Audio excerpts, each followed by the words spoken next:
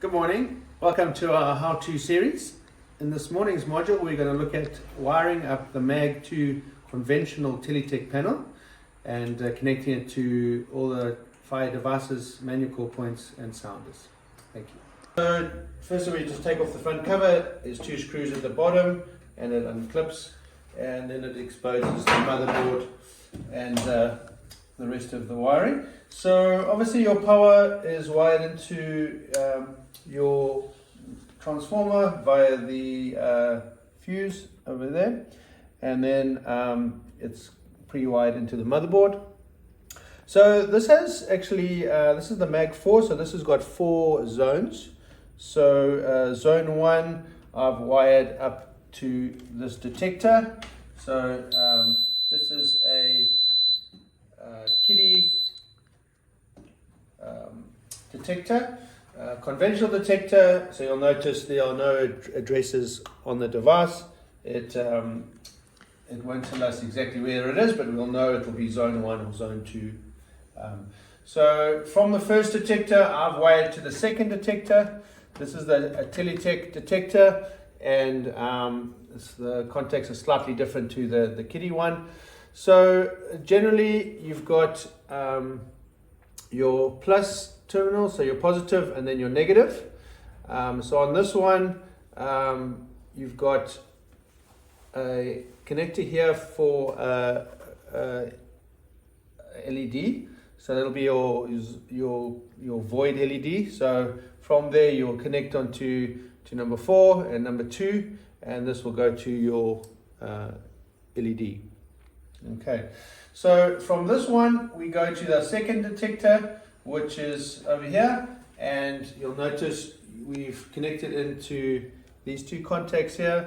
So this is, it says they're in and out, so that's your negative, and then in positive, and then out positive there. So we've wired an end of line resistor into that one.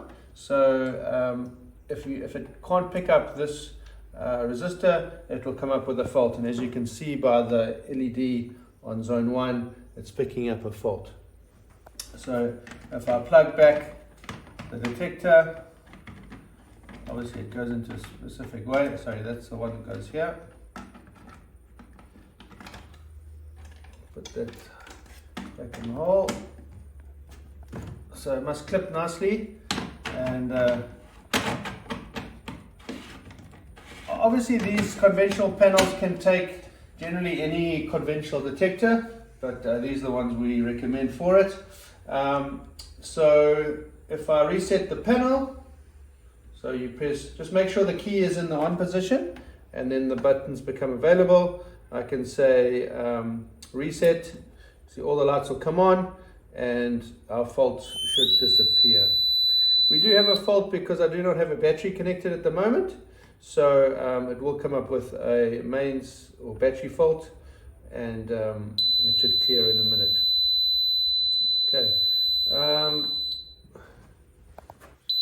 Still coming up with a fault. The reason being is that this detector is not screwed in properly.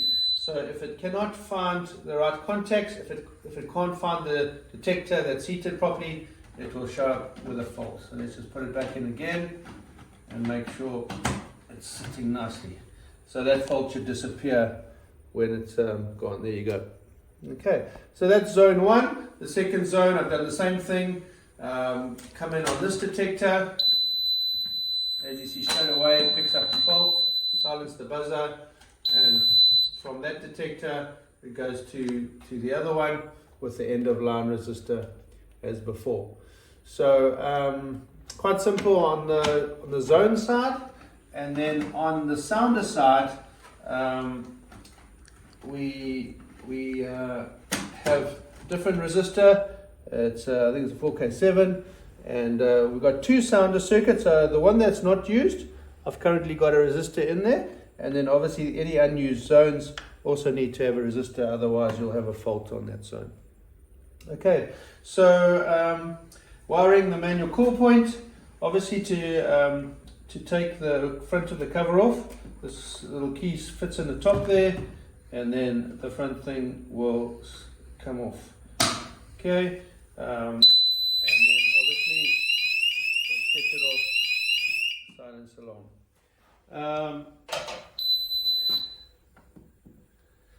So to wire in the core point, obviously remove the reseatable element, and then we will unscrew the device. Let me just grab a screwdriver, and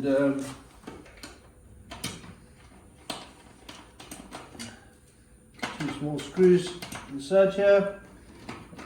This comes off, and then the wiring on the core point, we come in on positive and negative, and then on 3 and 4 is my end of line resistor. Okay, so once all that's wired in, I've wired this into its own separate zone, but obviously if you're wiring into one of the other zones with detectors, you would just wire in as you would just daisy chain it to the next detector. So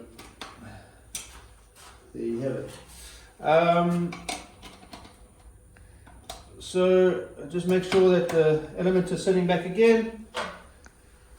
Plug in the cover from the bottom to the top, and then we should be able to reset the fire panel again. So it's quite simple. It's not very complicated. You got your 4 zones, 2 sounder circuits, and then we put the cover back.